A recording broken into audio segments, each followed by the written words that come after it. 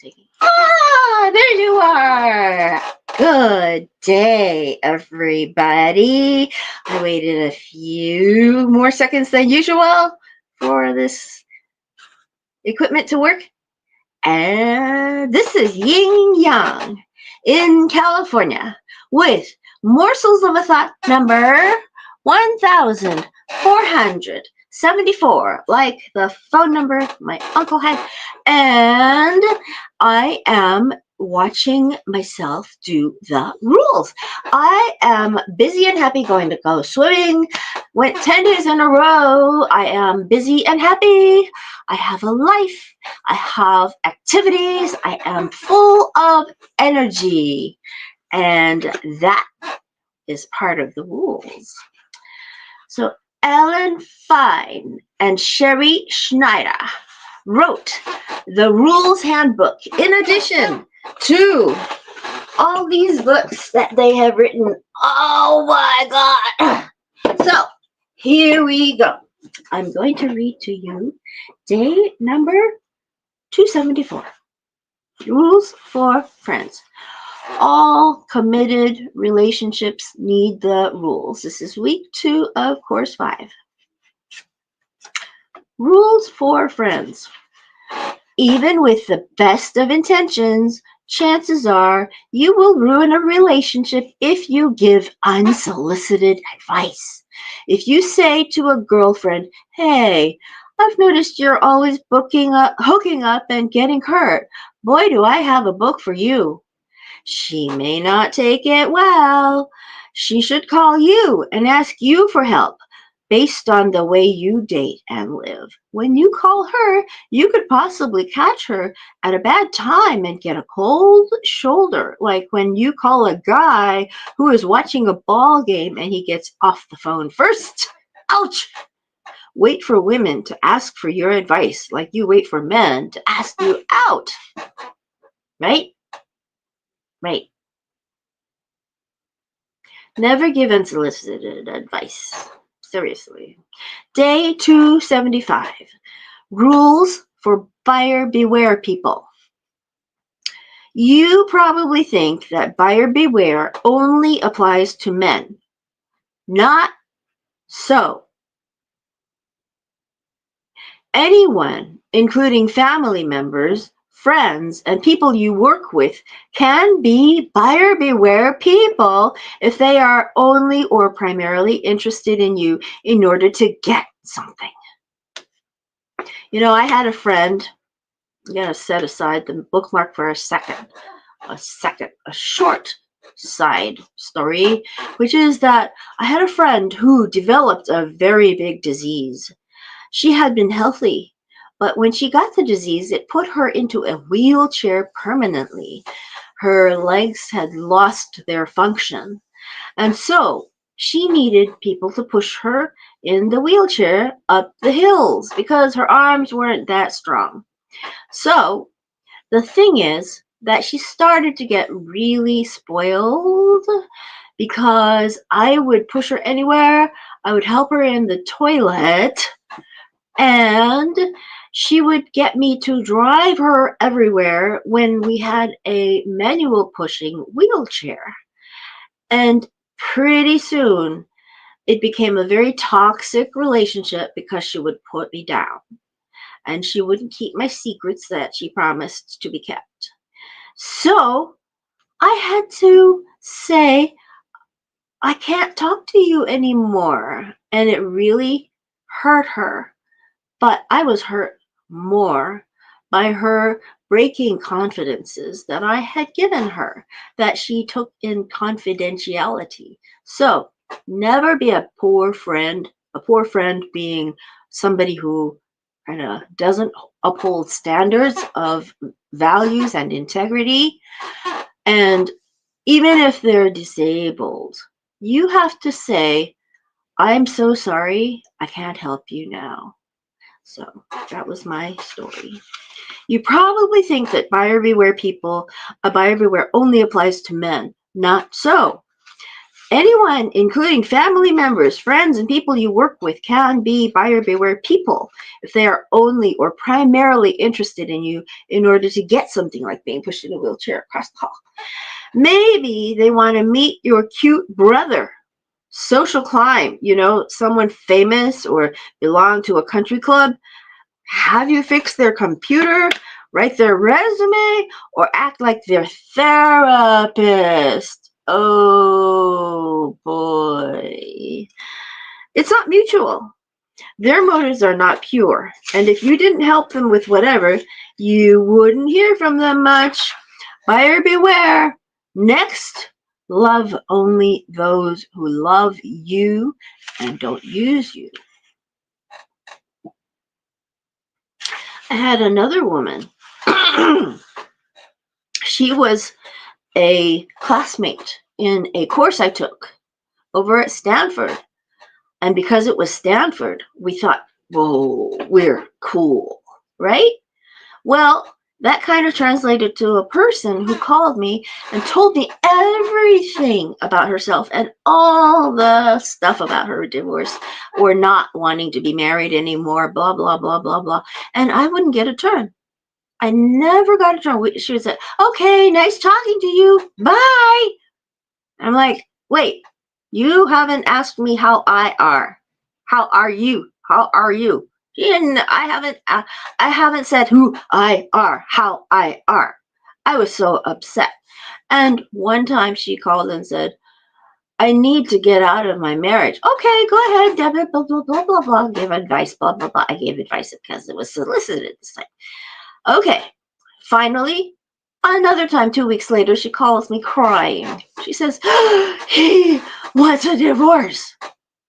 I'm like, you did too. But he is rejecting me. But you're supposed to be rejecting him first. Oh boy. And then she called me one time, and it was the last straw. She said to me, I just want you to know that I have begun to be more accepting of things. Really, I have really developed an acceptance of things. I'm like, ask me how I am. BS. BS. BS. Bah. Bah. Wouldn't even remind me. Oh, I'm sorry. Okay. Now, okay. Day 276. Rules for coworkers. Do you feel your coworker is taking advantage of you? Your boss puts you on a project with her, but you're doing most of the work?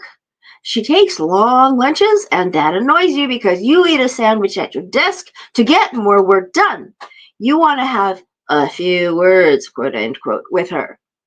But you're stuck because your boss likes her. Boss likes her. Do you have a history of watching what other people do and getting mad? We believe do your work and go home. Don't be a bean counter or a martyr, and don't care too much. Life is a long road. You never know when she'll help you out or put in a good word or just get another job.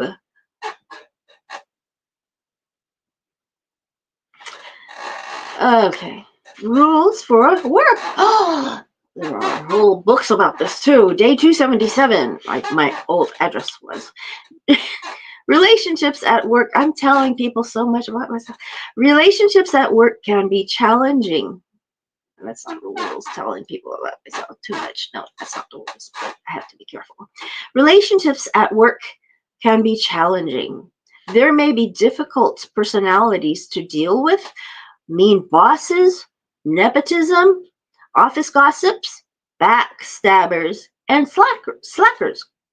Do the rules at work by keeping your head down and not talking to anyone first unless it is absolutely necessary. Anything you need to know or do will be told to you. It's always a better conversation when your boss or coworker talks to you first. If you have an idea, suggest it once. Be a team player, not a star. Stay out of company drama and water cooler gossip. Go to work, do your best, and go home.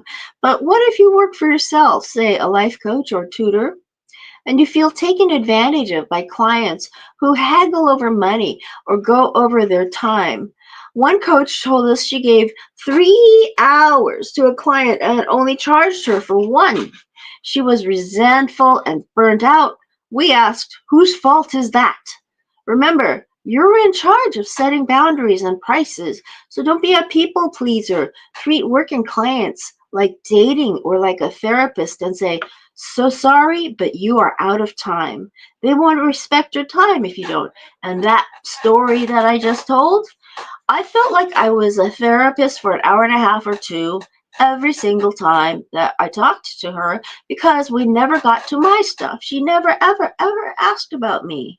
Nothing. And that's a user. So don't let users use you. I'm going to go to the pep talk week 2 of course 5, create respectful marriages and partnerships. All committed relationships need the rules. Your Rules Weekly Pep Talk. The rules not only work for dating, romantic partners, and husbands, but for various other committed relationships you have in your life. If you're the type of person who thinks she has the answers for everyone, if only so and so did this or so and so did that, everything would be wonderful. Remind yourself that you are not a relationship expert. This is when you need to pull back and realize that no one's asking for your advice.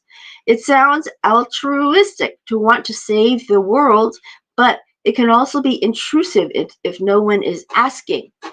This is why I do morsels of a thought. I don't have friends that I tell things to anymore. I used to have friends that I would tell things to, including like that woman, except for I asked how people are.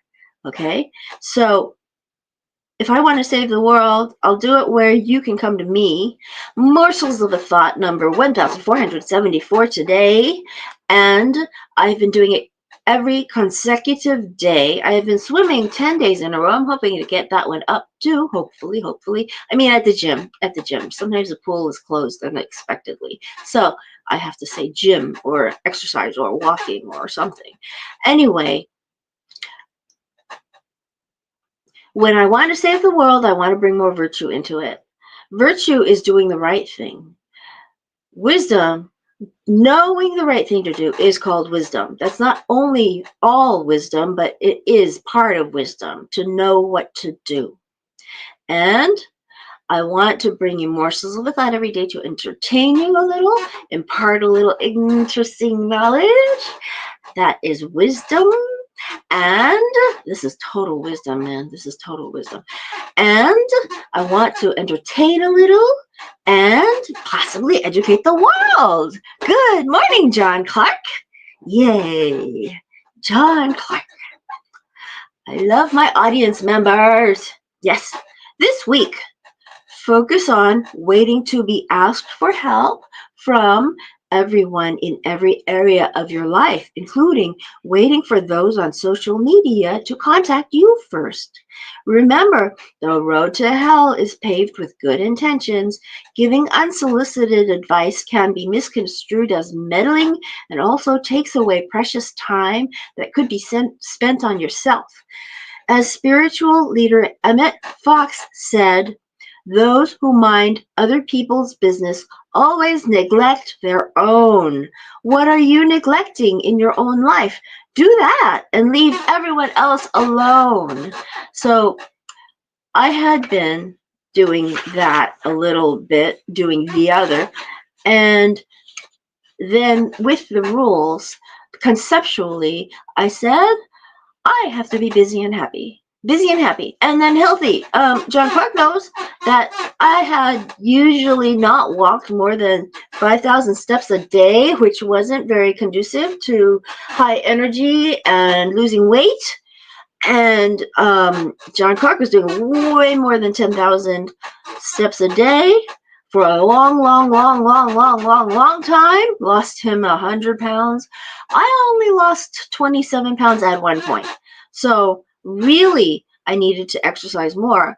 And I was so weak that my physical therapist had to do, he started on my shoulder, then I had hand surgery, so he had to deal with my hand. I had a back problem, and then I sprained my foot, so he had to deal with my ankle, and he's still dealing with my back right now. So I had to start exercising some way, somehow, because I was terrible at doing the home exercises because I just couldn't spend the time on it. I just couldn't focus, couldn't focus couldn't focus, so I needed to focus. So I said, I love swimming. Why not try? So I went the first day. The first day of swimming was I got 3 strokes of the freestyle and started to tread water. So I did a lap or two. I think I did 2 laps of the breaststroke. And then the next day I went in and I tried to do more than 1 or 2 or 3 breaststroke. I did 3 laps the second day. Day 3, I think I did like 4 laps. Then day 4, day 5, day 6, day 7, day 8, day 9. Day 8, the pool got to be closed, and so I had to go do something else. So I went and did some weights and worked out on the machines a little. And then somebody said to use the sauna. So I said, sauna? I guess a rules woman would do the sauna, right? Okay, I'll try. I go in there. There are 8 men in there, and I'm standing there going, is there a woman's sauna? And then they laughed, and some of them laughed and said, no, this is co-ed. You're in the right place. I'm like, oh, okay. So eventually I got a spot. Good morning, listeners Cantara. Good morning. Oh my gosh, you would be proud of me. I swam 13 laps on the 10th day, which was yesterday. I'm going to try to bring it back up to at least a mile every other day that I used to do every other day, or a mile every day, or as Colleen does, like 4,000 yards a day. That woman is a super swimmer to me. And Lisros Cantara can tell you about weights and lifting and all that. And oh my goodness. So anyway, let's go to rules for bosses. Day 278. Sometimes clients ask us how to deal with their disrespectful bosses. We tell them that while they can't make a mean boss nicer, their livelihood depends on making them happy. So try to be useful and stay out of his or her line of fire. One of our single clients is a ghostwriter for a wealthy publisher who swears a lot. She asked us what we thought of telling him to put $20 in a swear jar every time he cursed. We said, no, you work for him. He doesn't work for you. Don't try to penalize him. Don't you need to pay your rent? Unfortunately, you will need to walk away or ignore the swear words until you find another job or contact HR. In the meantime, don't take his venom personally because it has nothing to do with you. That's a higher self activity. When she stopped caring and started looking for another job, his cursing no longer bothered her. Cursing is no good. I say cursing is one of the worst things you can do to your brain because, as I have once before mentioned, you have to use your thoughts in a linear fashion if you can, and go straight. And repeating thoughts can sometimes hurt a little. Repeating and unnecessarily repeating thoughts can be hurtful to your brain. I found out, I will say. And swear words definitely give you a big shock in your body. But we never feel the shock when we're healthy. It's actually an electrical charge that occurs from the brain down to the feet, down to the last foot. And you have to suffer that. It shortens your life. To me, it seems like it shortens your life. I had that situation where I was unable to walk or talk or hold. I couldn't hold a remote control. This is a pestle. This is a pestle. I could not have held it. It was too heavy. The remote control was too heavy for me to put in my hand and lift up. It was so bad. And so every time I thought, oh, David, could you please bring me a cup of water? Maybe. And then the word maybe, boom. Oh my gosh, it hurt so much. I had this happen every other minute. I would think a thought that was an unnecessary thought. And when the unnecessary thought gave you the electric charge, I mean, here I am talking about electric charges, and I'm talking about being a rules woman. And like I showed earlier, I am going to go swimming later. I'm going to stick my swim cap on while I'm watching a class that I take at 6 a.m. my time every, well, 6:15 nowadays, every day. And he's been doing it more than me. By 307 days, he's the one that got me to start doing this program. And I'm hoping that I make this program a good one. I'm hoping that we get to the point where our wisdom is intuitive, and that we do things intuitively, virtuously, because when we do virtue, we actually change the energy of the room. And if you think about it, if everybody did that, we would not only change the energy of the room, we would change the energy of the building, we would change the energy of the neighborhood, we would change the energy of the city, we would change the energy of the country, we would change the energy of the world. And that's the thing that Lao-Tzu said about peace in the world.